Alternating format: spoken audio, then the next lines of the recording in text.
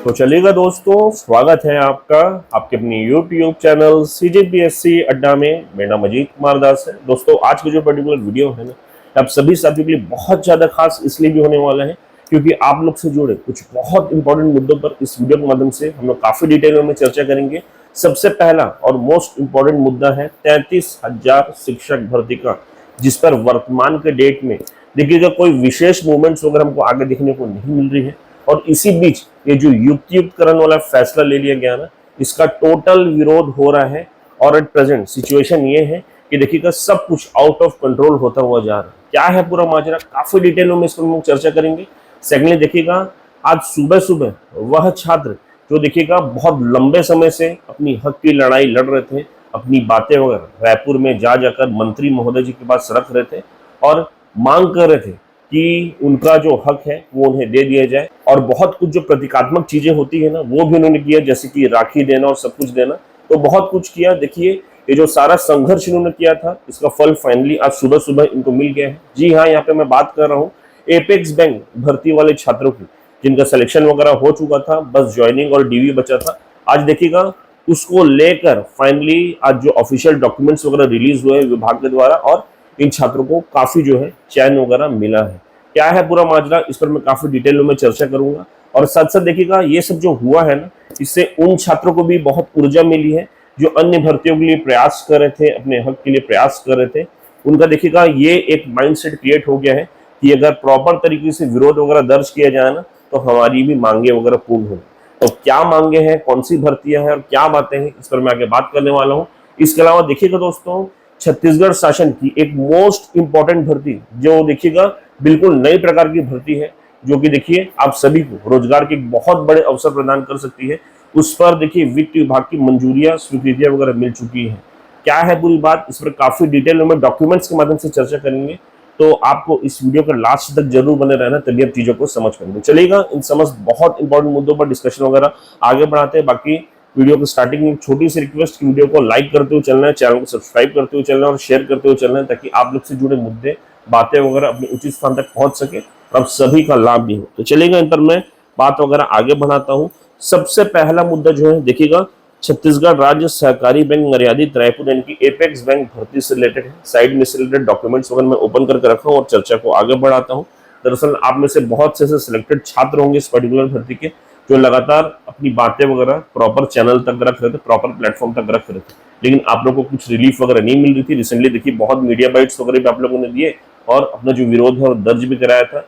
जो महिला छात्र हैं वो देखिएगा राखी वगैरह भेंट करके अपना जो पूरा विरोध है प्रतीकात्मक रूप से वो दर्ज कराई थी। और देखिए ये सारे संघर्षों का फल आज के डेट में आपको मिल गया है। दरअसल सुबह सुबह जो डॉक्यूमेंट रिलीज हुआ है, साइड में शो कर रहा हूँ, इसके अनुसार देखिएगा इनके द्वारा कुल 398 प्लस 9 यानी कि टोटल 407 पदों पर भर्ती हेतु जो एग्जाम वगैरह लिया गया था ना कुछ समय पहले, उसके बाद शायद देखिएगा रिजल्ट वगैरह भी जारी हो चुका था।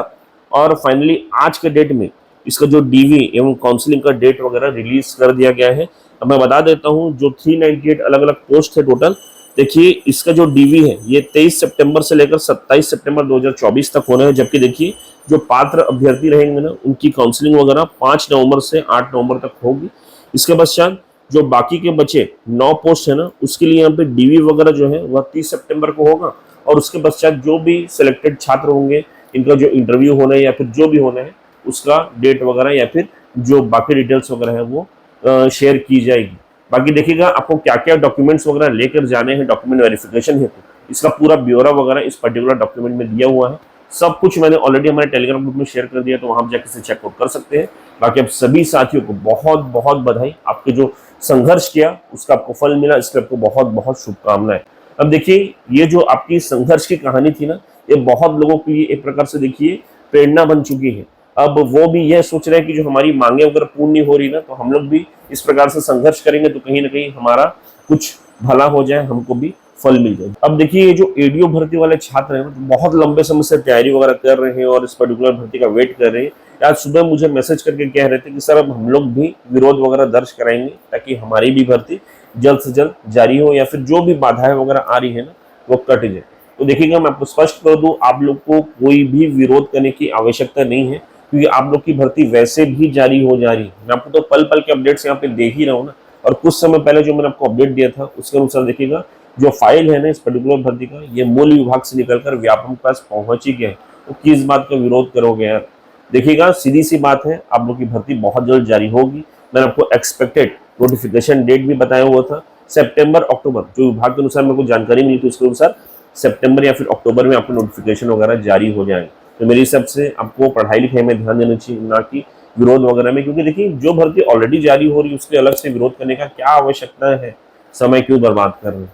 तो देखिए देखते हैं, इस पर कार्रवाई तो आगे बढ़ रही है, और बाकी आप लोगों को कुछ करना ही है तो जाके व्यापम में थोड़ा बहुत प्रेशर वगैरह आप लोग कर सकते हैं कि सर इसका नोटिफिकेशन जल्द से जल्द जारी करें। बाकी विरोध करने का यहाँ पे कुछ भी नहीं है, और ये पर्टिकुलर भर्ती बहुत जल्द जारी भी हो रही है। मैंने बता दिए हैं एग्जैक्ट 200 के आसपास का फिगर है, और बाकी जो डिटेलिंग है कि सिलेबस वगैरह चेंज नहीं होगी, तो जो अन्य जानकारियां वगैरह है मैंने ऑलरेडी प्रीवियस वीडियो में साझा कर दी है, तो आप जाके इसे चेकआउट कर सकते हैं। तो यही बात आप लोग के बीच में रखना था। इसके अलावा देखिएगा दोस्तों, जो सेकंड मोस्ट इंपॉर्टेंट अपडेट है इस पर मैं बात कर लेता हूँ। जी हाँ, एट प्रेजेंट का सबसे ज्वलंत मुद्दा यानी कि 33,000 शिक्षक भर्ती का। साथ साथ देखिएगा इस पर कोई मूवमेंट वगैरह तो आगे देखने को नहीं मिल रही है, और एट प्रेजेंट जो इसमें युक्तियुक्तकरण वाला फैसला लिया गया है इसको भी लेकर टोटल विरोध हो रहा है, और आज के डेट में सिचुएशन ये है कि सब कुछ आउट ऑफ कंट्रोल भी होता हुआ जा रहा है। दरअसल देखिएगा एट प्रेजेंट जो है इस युक्तियुक्तकरण मुद्दे को लेकर ना सिर्फ यहाँ पे स्टूडेंट वगैरह या फिर जो अलग अलग संगठन है वो विरोध कर रहे हैं, लेकिन देखिए इसके अलावा जो एट प्रेजेंट वर्किंग स्टेज में है ना जो शिक्षक वगैरह, उनका जो संगठन है वो भी बहुत बड़े स्तर पर विरोध कर रहा है। कुछ वीडियो झलकियां वगैरह मैं आपको दिखा रहा हूँ, उसके पश्चात चर्चा को आगे बढ़ा है।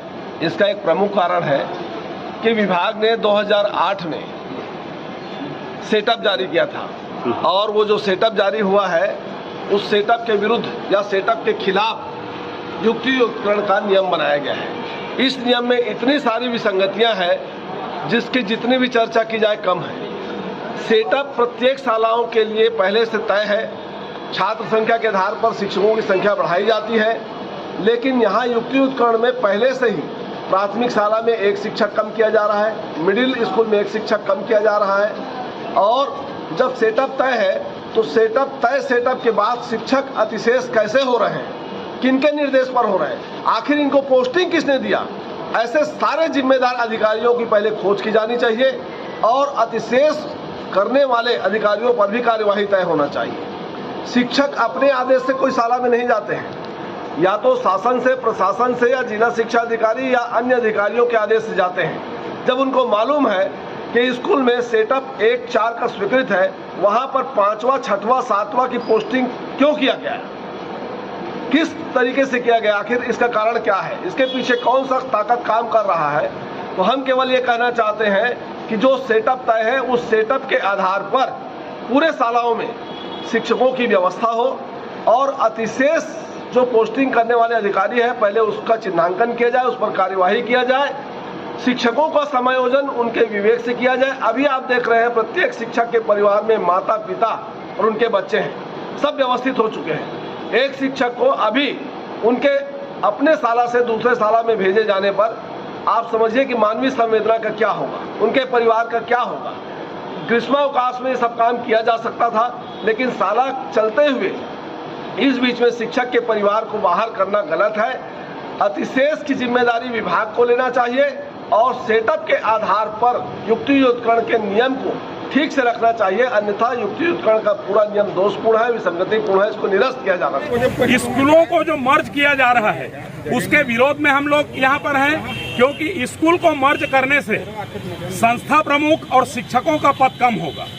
यह मांग, यह ज्ञापन केवल शिक्षक हित में नहीं है, बल्कि यह विद्यार्थियों के हित में, पालकों के हित में है, और निश्चित रूप से पालक भी हमारे इस मांग का समर्थन कर रहे हैं, क्योंकि शिक्षा की गुणवत्ता इस युक्तियुक्तिकरण से प्रभावित होगी, और इससे पालकों में भी आक्रोश है, विद्यार्थियों को भी नुकसान है। इन सब मांगों को लेकर के हम लोग आज जिला शिक्षा अधिकारी जी के माध्यम से, मुख्यमंत्री जी के नाम पर, शिक्षा सचिव के नाम पर, DPI के नाम पर ज्ञापन देने के लिए यहाँ पर उपस्थित हुए हैं। आप लोग की मांग जिंदाबाद, जिंदाबाद, जिंदाबाद, हमारी एकता जिंदाबाद, जिंदाबाद, जिंदाबाद। अब आप देख रहे होंगे यहाँ पर जो विरोध जिस प्रकार से दर्ज किया जा रहा है ना, सिचुएशन आउट ऑफ कंट्रोल ही है। और इसी बीच देखिएगा दोस्तों, यहाँ पर जो हमारे प्रदेश का एक बहुत बड़ा संगठन है शिक्षक भर्ती वाले, यानी कि छत्तीसगढ़ प्रशिक्षित डीएड एवं बीएड संघ, ये आप जानते होंगे, अब अलग अलग जिलों में जा जाकर देखिए जो पर्टिकुलर भर्ती की जो मुहिम इनके द्वारा छेड़ी गई है ना, उसका पूरा ब्यौरा जो अधिक से अधिक छात्र हैं उनके बीच में रख रहे हैं। संगठन को भी मजबूत किया जा रहा है और साथ ही साथ पूरी जो बात है, पूरा जो मुद्दा है ना, उन तक पहुंचाया जा रहा है। तो इसी कड़ी में देखिए 25 अगस्त को राजनांदगांव एवं कवर्धा में देखिए वहाँ के जो अलग अलग साथी हैं जो तैयारी वगैरह कर रहे हैं, उनसे इनका भेंट मुलाकात वगैरह है। तो यदि आप लोग चाहते तो उनके कार्यक्रम में शामिल हो सकते हैं। और इसके अलावा भी देखिए 26 अगस्त को ट्विटर कैंपेन शिक्षक भर्ती को लेकर रखा गया है और ये कब से होगा, सुबह के 7 बजे से प्रारंभ हो जाएगा। और इस बार का जो हैशटैग है ना, वो भी बता देता हूँ, हैशटैग सीजी शिक्षक भर्ती। तो देखिए ये सब चीजों को ध्यान रखना है क्योंकि इनके द्वारा बहुत बड़े स्तर पर मुहिम छेड़ी गई है। तो यदि आप इसका हिस्सा बनना चाहते हैं तो जो देखिए एग्जैक्ट चीजें हैं आपको पता होनी चाहिए ताकि मिस्टेक वगैरह ना हो। यदि देखिए ट्विटर का भी खेल ऐसा होता है कि हैशटैग में यदि आप गलती करते हैं ना, तो फिर वो ट्रेंडिंग सेक्शन में नहीं जाता। तो इसलिए चीजों को ध्यान रखिएगा और उस आधार पर फॉलो अप करिएगा। बाकी चलिए देखते हैं इस पर क्या मूवमेंट वगैरह आगे निकल कर आता है, क्या क्या कार्रवाई वगैरह होती है, आपको बताएंगे। बाकी इसके अलावा देखिए दोस्तों, लास्ट और मोस्ट इंपॉर्टेंट अपडेट जिसके आप सभी से इस पर्टिकुलर वीडियो पर आए हैं, इस पर मैं बात कर लेता हूँ। जी हाँ, बिल्कुल ही एक नई भर्ती जिस पर देखिए वित्त विभाग से सहमति मिल गई है। देखिए साइड में डॉक्यूमेंट वगैरह मैं शो कर रहा हूँ। अब ये डॉक्यूमेंट छत्तीसगढ़ शासन के सामान्य प्रशासन विभाग का है। 23 अगस्त 2024 का ये डॉक्यूमेंट है। और देखिएगा इस पर्टिकुलर डॉक्यूमेंट की प्रति जो है ना, ये मुख्य लेखाधिकारी सामान्य प्रशासन विभाग को प्रेषित करते हुए सचिवालय सेवा के विभिन्न पदों को वित्त विभाग से 21/8/2024 को जो सहमति वगैरह मिली है ना, उसके पश्चात इन पदों को सृजित करने की स्वीकृति देने हेतु देखिए सूचना वगैरह यहाँ पर दी गई है। ये जो पर्टिकुलर लेखाधीश साहब है उनको दी गई है सारी जानकारी वगैरह। अब आप लोग पूछेंगे कि यहाँ पे पोस्ट कौन कौन से हैं, यानी कि पूरा विवरण पूछेंगे तो बता देता हूँ। सबसे पहला पोस्ट यहाँ पे स्टाफ ऑफिसर का, इसके 2 पोस्ट यहाँ पे है।